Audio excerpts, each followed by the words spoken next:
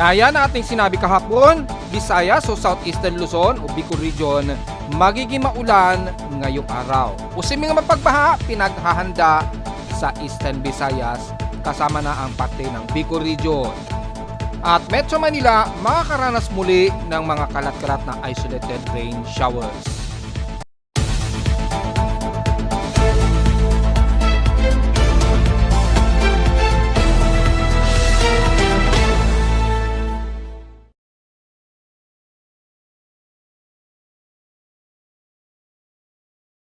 Hello, good morning mga folks. Welcome po muli sa ating Daily Weather Bulletin at Analysis para sa araw ng Huwebes, February 20, 2025. Ang oras nating boss may maga alas 10:13 na ng umaga.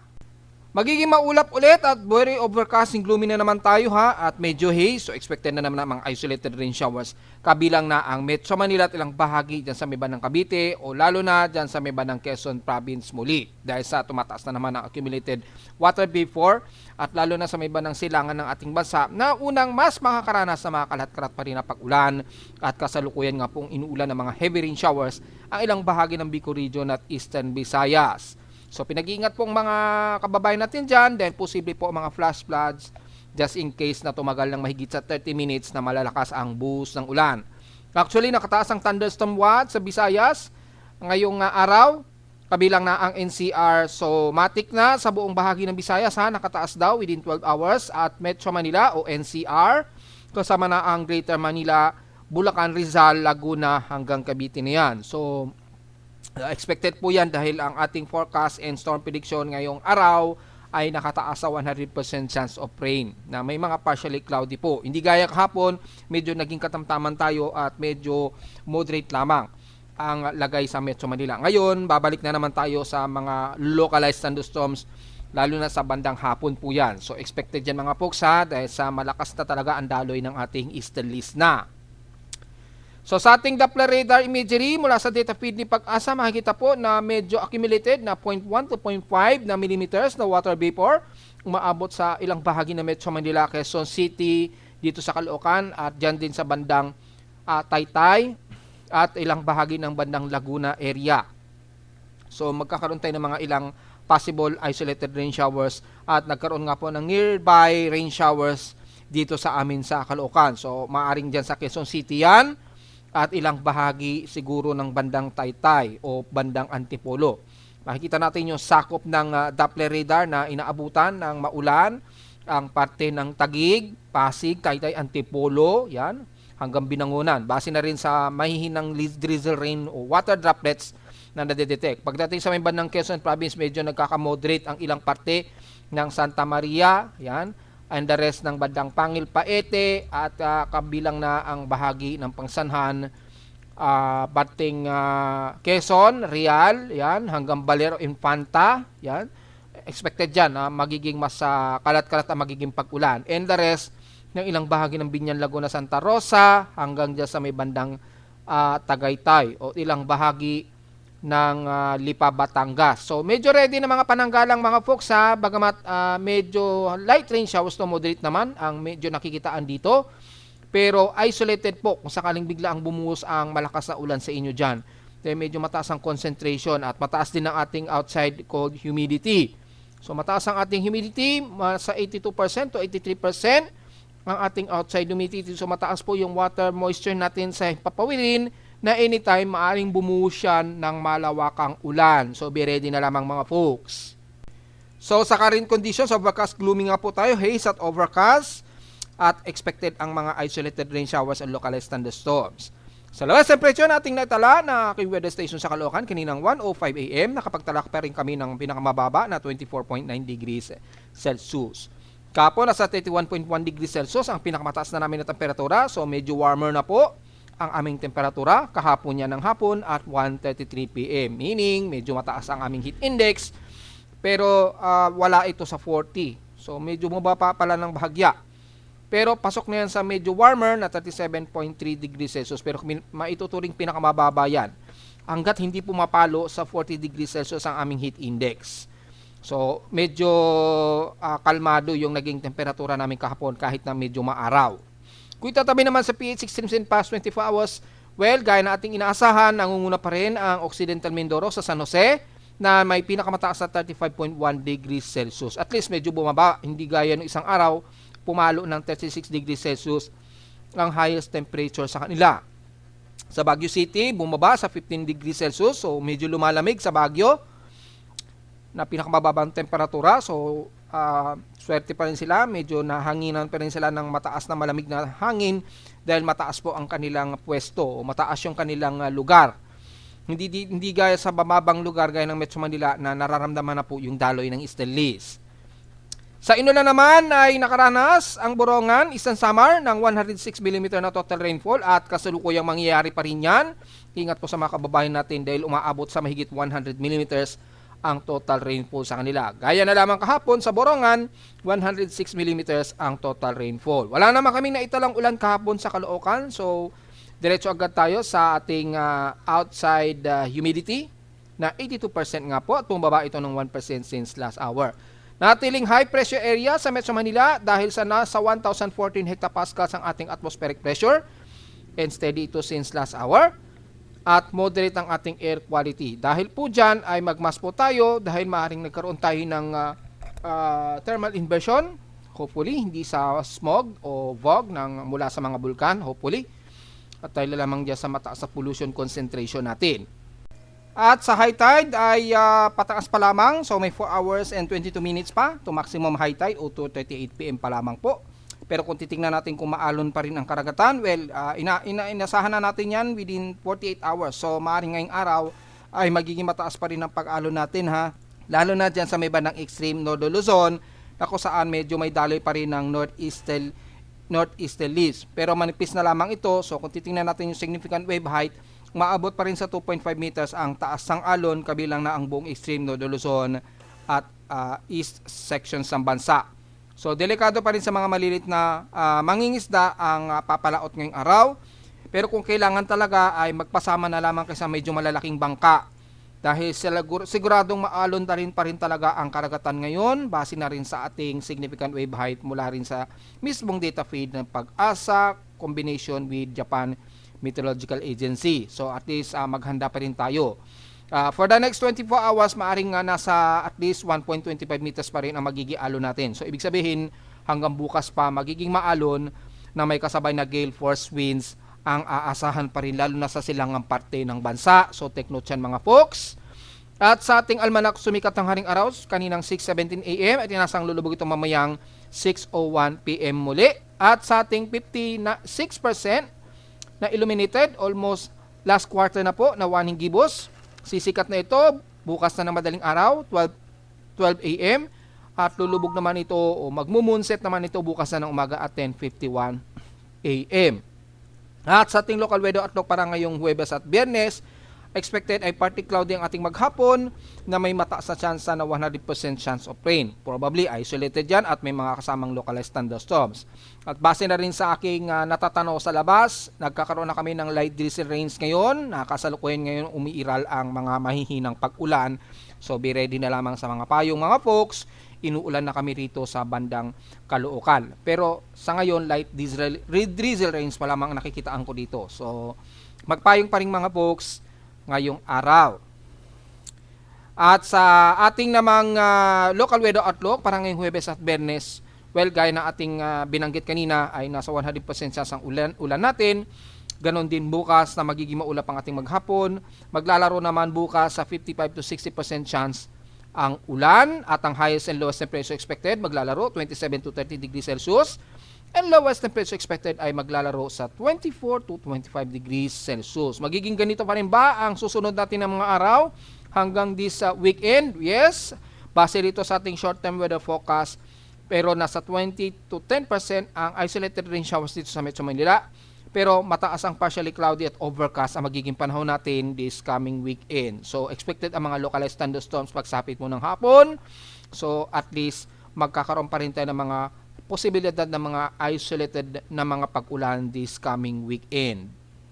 Diretso agad tayo sa tingin gamit sa satellite imagery. Makikita naman ang matinding kaulapan dito sa bahagi ng Bicol region, especially sa may bandang Camarines, Legazpi and the rest ng Sorsogon. Ingat po sa mga potential na pagbaha.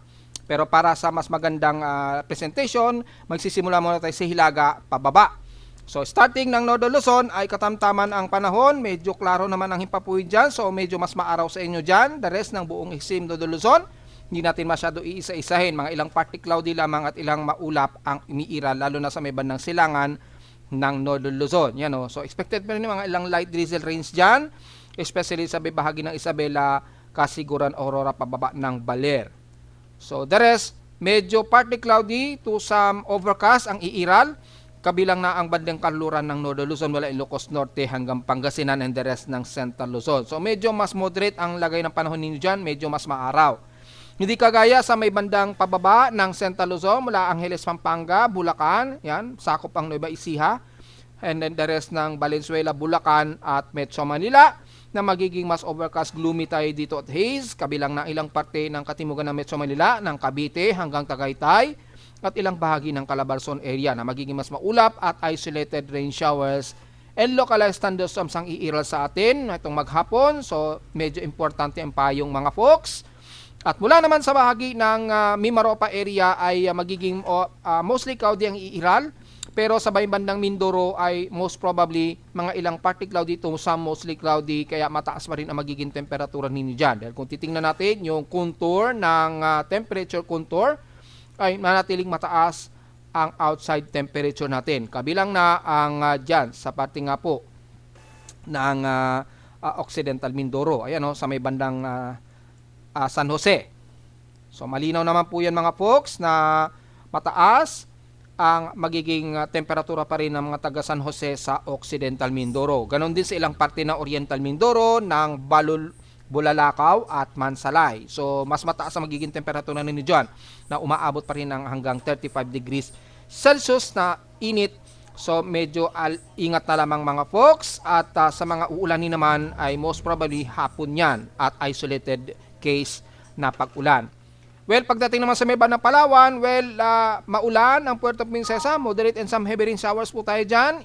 So magdala po ng pananggalang at ingat sa biglaang flash floods kung sakali. Maaaring hindi ito tumagal ng mahigit sa 1 oras, pero magkakaroon ng mga clusterized na mga rainfall dyan ha, lalo na dito maghapon, may kasabay ng mga localized thunderstorms. Kabilang na ang Batara sa Balabac at sa dulong-dulo niyan, at lalo na sa may bandang Kalayaan, Group of Islands na nakakaranas din ng mga moderate and heavy rain showers po. Ayan o, kitang-kita po o. At sa mga isla na pinag-aagawan ng iba't ibang bansa ay nakakaranas ngayon ng mga matitinding heavy rain showers. So ingat po sa mga kababayan natin sa may bandang Kalayaan, Group of Islands at ilang isla na binabantay ng ating Philippine Navy. Mula naman sa bahagi ng Bicol Region, mula Camarines Norte, asahan din na maging maulan dyan. Sa ngayon, medyo nagiging partly to some mostly cloudy, pero anytime bubuhos din ang moderate to heavy rain shower sa inyo dyan. So medyo ready rin mga folks. And the rest ng bandang Camarines Sur, lahat, kabilang na ang Iriga, Mapanaga man yan, Legazpi, Sorsogon, lalo na sa bandang Caramoan at Catanduanes. Nakaranas ngayon sa Catanduanes ang moderate and heavy rain showers na may localized thunderstorms. So ingat po sa biglaang flash floods mga posts, na mukhang maghapon ang madalas na magiging maulan sa inyo dyan sa Catanduanes.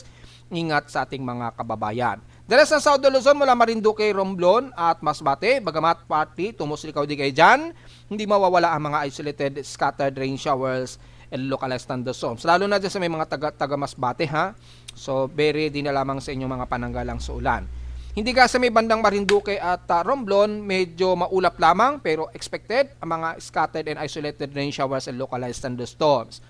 Sa bahagi naman ng Visayas, despite na medyo katamtaman ang lagay ng panahon sa buong bahagi ng Panay Island at Negros Region, kabilang na ang Cebu, pero magkakaroon kayo ng mga ilang isolated rain showers kabilang na sa central ng Visayas dahil po sa malawak na trough nito na nababalot sa bahagi nga po ng Bohol, Tacloban hanggang Eastern Samar po.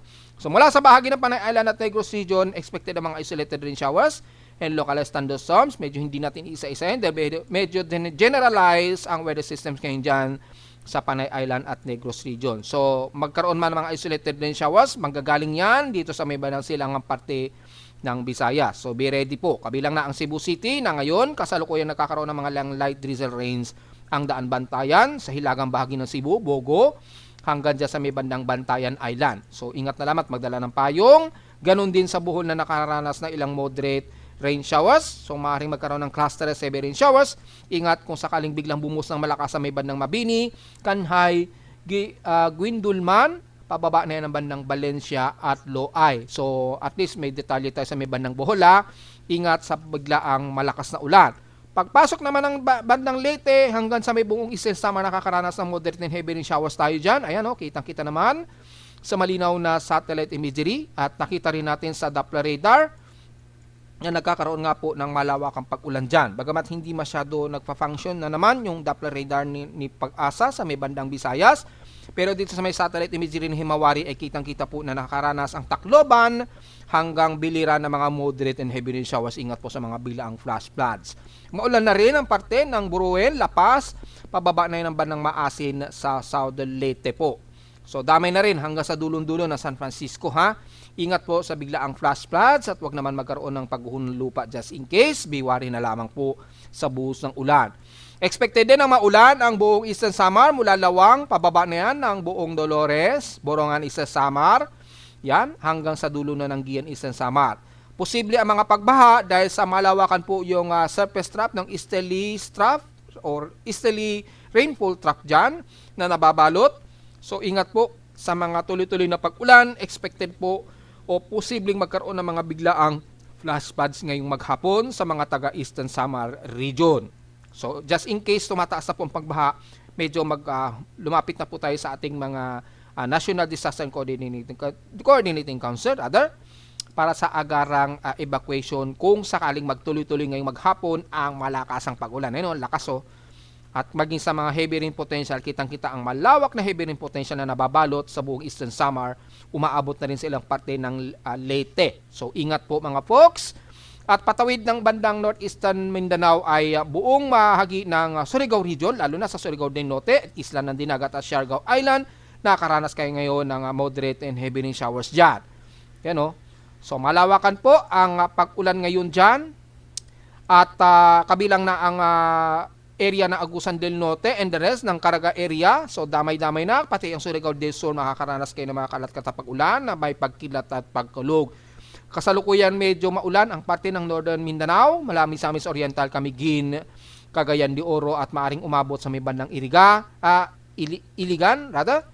Kaya ingat po at mag-ready na lamang kayo ng pananggalang sa ulan just in case dahil malawakan na magiging traversion nitong surface trough na ito o yung trough na ito na nanggagaling sa silangang baybayin ng bansa. At dahil dyan na magiging maulap ang ilang bahagi ng Davao Region mula Davao de Oro, pero katamtaman muna ang magiging lagay na panahon sa the rest ng Davao del Norte, Davao del Sur hanggang Davao Occidental. Magkakaroon ng mga ilang mahihina at katamtamang pag-ulan sa Davao Occidental at ilang bahagi ng General Santos City, South Cotabato at ilang parte dyan sa may bandang Coronadal area. Isolated din na magiging pag-ulan sa buong Sorsogon area mula sa Ontarco-Darat, Maguindanao, North Cotabato hanggang Lanao del Sur po. So, despite na medyo humid, masaas pa rin ang humid sa inyo dyan o medyo mainit-init na humid, hot humid po tayo dyan, ay magdala po ng pananggalang dahil sa bukod sa magiging medyo may sumisikat na araw sa inyo dyan, pero maya-maya magiging makulimlim at mga ilang kalat-katapag ulan na may pagkilat at pagkulog. Mataas daw ang forecast ng localized thunderstorm sa may bandang Bukidnon, so wag masyadong magbibilad sa open space. At the rest ng mula sa may bandang Iligan, papasok ng Osamis City, Misamis Occidental, ay magiging katamtaman din ang lagay ng inyong panahon, pero partly tumusligaw ding iiral, so hindi mawawala ang 65% chance na uulanin sa inyo. Lalo na sa may bandang Zamboanga del Norte at Zamboanga Sibugay na nakaranas ng mga kalat-kalat na pag-ulan ngayon na may ilang pagkilat at pagkulog lalo na sa may bandang Zamboanga City at isla ng Basilan area. Magiging katamtaman lang din sa ilang bahagi ng Sulu pero yung forecast mataas din, nasa 64% chance of rain. So the rest ng Zamboanga Peninsula magiging maulap din kayo pero humid din. Pero maaasahan din ang mga biglaang localized thunderstorms, especially sa hapon o sa gabi. Dahil yung near equatorial trough, medyo magre-reaccumulate yan anytime. Depende sa esteem ng high temperature dito o mataas na temperatura sa may bandang equator line. Ayan, ito yung equator line at pababa. So at least be ready na lamang sa mga pananggalang sa ulan. Generally, magiging mas maulap ang buong bahagi ng Southeastern Luzon, kabilang na ang buong Bicol region na binanggit natin, Eastern Visayas, at ilang bahagi sa northeastern part ng Mindanao. At dahil wala naman tayong inaasahan na anumang sama ng panahon o tropical wave na mamamataan, since wala tayong namamataan na anumang invest ngayon so far dahil inalis na aking tropical cyclone sector lahat ng listahan, wala tayong expected na anumang tropical wave na mabubuo. Puro southern hemisphere pa rin ito at ilang bahagi dyan sa may bandang Malaysian at Singapore area. Pero wala tayong ina-expect dito at tuloy-tuloy pa rin ang daloy ng easterlies na naghahalo sa ilang bahagi ng northeasterlies pa rin. So medyo mayroon pa rin konting bayo ng northeast monsoon dyan sa may bandang Taiwan. So naghahalo pa rin yung easterlies kaya magiging madalas ang magiging pag-ulan natin lalo na sa silangang bahagi ng bansa. Ingat po dahil magiging tuloy-tuloy na po yan hanggang sa pumasok ang March, buwan ng March. Yan, kasi nag-mix out po yung mainit at malamig na hangin dulot ng easterlies at yung malamig na hangin dito sa may bandang Northern Luzon. Bangmat manipis na yung ating amihan dito sa may bandang Central Luzon, pero medyo mas malamig kasi yung temperatura dyan. Hindi kagaya ng easterlies dito sa may bandang Southeastern Luzon at Eastern Visayas, medyo mas mataas ang temperatura o mainit yung hangin. Kaya pag nagsasalpok sila dyan, nagbubunsod pa rin ng accumulated trough na nagbubunsod ng mga pag-ulan ngayon dyan sa may bandang Bicol Region at Eastern Visayas. Tuloy-tuloy yan hanggang this coming weekend at maaring tuloy-tuloy na yan hanggang sa huling o katapusang linggo ng February. So malinaw yung mga folks at mula sa ating global spectral model, wala naman tayong namamataan na anumang tropical wave, kundi yung hangin lamang ng easterly trade wind ang nakikitaan natin dito. Ayan nagpapalit-palit na kasi yung transformation ng ating klima. So sa mean sea level pressure na natiling mataas ang atmospheric pressure natin kabilang ng Metro Manila hanggang Southern Luzon area. So malabong may makakabuo na anumang tropical wave dyan kapag ganyang kataas ang atmospheric pressure, 1014 hectopascals, pataas hanggang 1024 hectopascals pa rin.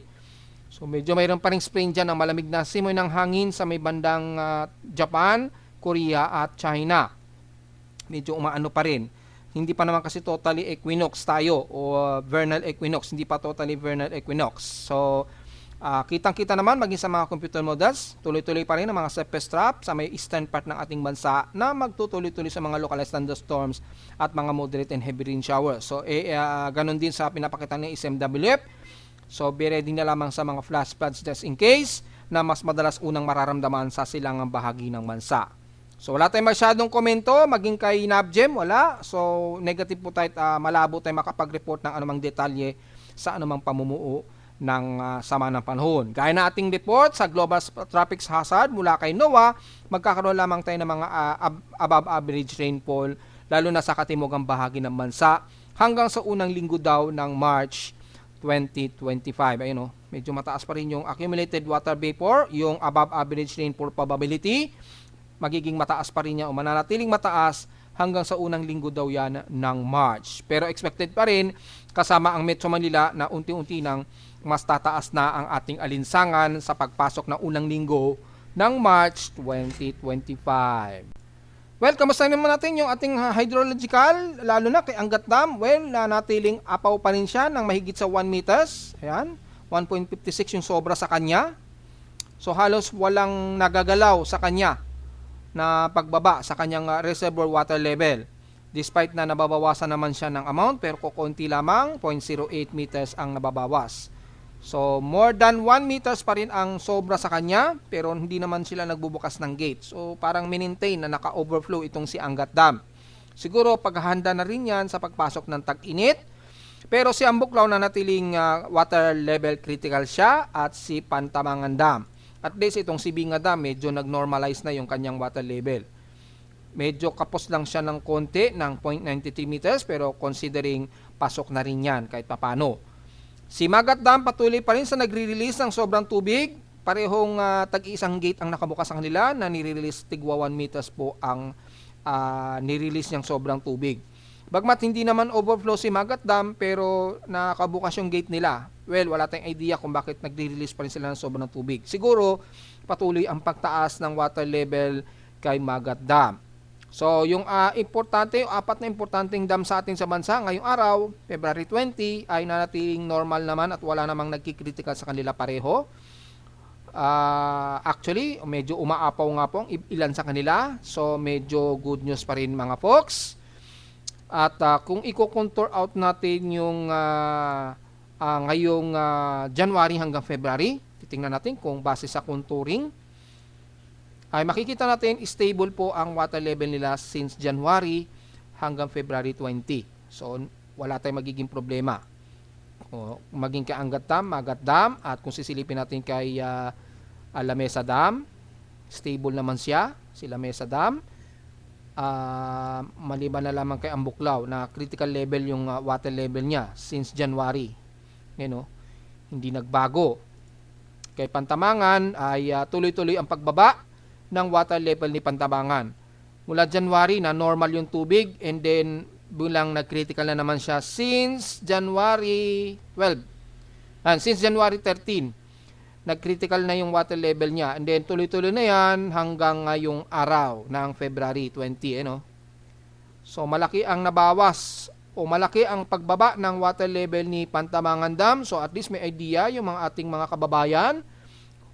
Hopefully medyo tipid-tipid tayo sa paggamit ng tubig dahil ang bilis ng pagbaba o tuloy-tuloy na pagbaba ng water level ni Pantabangan Dam. Ayan, papasok na po ang tag-init, so sana ay ma-recover natin yan hanggat maaga pa.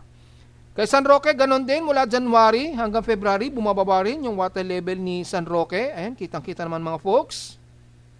Malinaw naman yan na unti-unting bumababa rin. Pero at least may idea tayo, kung maaari, magtipid-tipid din tayo ng tubig sa mga taga San Roque o gumagamit ng San Roque Dam. Yan, malaki rin ang ibinaba niya. Bumaba na siya below 275 meters yung pagbaba niya. So medyo nanganganib din despite na normal pa ang water level niya. Yun. Kay Lamesa stable naman, ang Buklaw critical. Kay Binga Dam naman ay critical din yung water level niya. Naglalaro lamang, tumataas, bumababa. Then nakaka-recover naman din itong si Binga Dam. So okay lamang po. So sa mga nabanggit natin ng mga dam, lalo na sa mga nagki-critical o bumababa ang water level, ay pag medyo tipid-tipid po tayo sa paggamit ng tubig. Lalo na papasok na po ang hot dry season. Sa Ulat Lindol naman, so far wala tayong nadetect na anumang malakas na pagyanig base sa aking seismometer sa Caloocan. Medyo noisy lang yung ating seismogram, pero wala naman tayong namamataan na anumang malakas na pagyanig. Diretso agad tayo sa data feed mula kay PBOX. Since kaninang madaling araw, mayroong isang magnitude 4.0 dito na naman sa may bandang Sarangani Island. Hopefully hindi ito sabay balot, pero dito yan sa may bandang southeast ng Sarangani Island, Davao Occidental. So napakalayo, halos nasa may bandang Indonesian Peninsula siya. Yan, So, pero pasok pa rin sa record ni PBOX, so maituturing pa rin natin yan sa parte ng Pilipinas. Magnitude 4.3 po ito na may epicentral depth of 145 km. Naganap ito kaninang 2:15 AM, and after that wala namang sumunod sa kanya na magnitude 4.0 at medyo kokonti pa lamang yung mga mahihinang pagyanig. So kung bibilangin natin yung total earthquakes natin ngayong araw, since lagpas na po sa 600 yung total earthquakes natin base sa ating historical earthquakes ngayong araw. So mula sa month of February 2025, ayan, meron na tayong 641 total earthquakes. 608 dito is magnitude 2.0 pataas. 28 sa magnitude 4.0 pataas. At nanatili 5 ang ating magnitude 5.0 pataas. At so far, wala naman tayo na italang kahit isang magnitude 6.0 o pataas. So medyo sinuswerte pa rin tayo kahit papano. Pero again, alisto po tayo dahil the more na mas tumatahimik yung mga pagyanig, lalo tayong mag-iingat na magiging alisto. Dahil anytime moment, baka bigla na lamang mayroong pumitik dyan na fault line, ay maari o posible na malakas-lakas ito. So at least meron tayong idea kapag medyo kumakal o tumatahimik yung mga pagyanig natin. Especially sa may bandang Luzon area dahil hindi pa tayo nakakatikim ng magnitude 5.0 pataas. Madalas sa may bandang Visayas at Mindanao lamang. Pero sa may bandang Luzon at Saudo Luzon, hanggang magnitude 4.0 plus pa lamang ang natitikman natin at hindi pa tayo nakaranas ng magnitude 5.0 pataas. At dahil dyan, posible may nagbi-build up dyan na anuman sa area na yan sa Nodon o Saudo Luzon na posibleng mas malakas na magnitude 5.0 pataas. So at least mas lalo tayong magiging alisto at prepare anumang oras sa araw-araw nating gagawin dahil medyo nakakabahala kapag masyadong tahimik ang mga pagyanig sa parte ng Luzon area. Kung sa paligid naman ng mga bulkan, medyo mayanignig, hopefully, ay medyo nakaka-release ng sobrang stress yung mga tectonic plates dyan. Pero sa ibang parte ng Luzon ay wala tayong kasiguruhan, so mas maganda ay magiging alisto na lamang tayo anytime. Lalo na sa mga malakas na nakakaranas ng malakas na pagyanig. Diyan sa may bandang Ilocos Norte, yan, sa paligid ng Bangged, yan, Bangged hanggang Bigan, yan, paligid na yan, medyo yanigin kasi area na yan.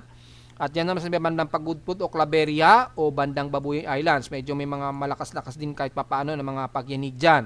At bandang Batangas or banda sa paligid ng Lubang Island, yan. Yan, yung area na yan, bandang Calatagan, Batangas, dyan sa may bandang Puerto Galera o bandang Abra de Ilog sa karagatan. Yung area na yan, medyo yanigin yan. So medyo alisto pa rin tayo mga folks dyan sa paligid na yan ng bandang Batangas at Lubang Island. So at least may idea na kayo para at least kahit na tahimik, medyo lalo tayong magiging mas alisto, ha? Sundin pa rin natin yung tatlong earthquake drill na laging pino-forward o pinapalaganap ng ating government para sa anumang prevention pag nagkaroon ng mga pagyanig. At narito naman ating 3-day weather forecast para sa araw ng Huwebes, February 20, 2025.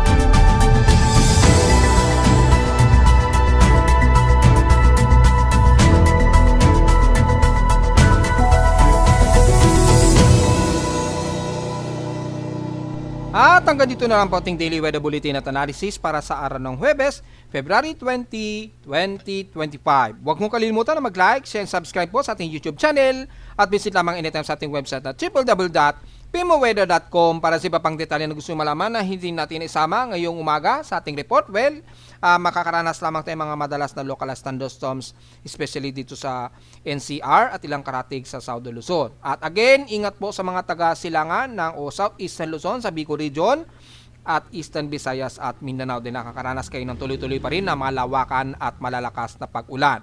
At visit naman sa ating website sa gustong malaman ng pinaka-dynamic events mula sa aking aparato mismo sa Caloocan at sa data feeds mula sa iba't ibang weather agencies. Maraming salamat po mga folks at magandang araw po sa ating lahat.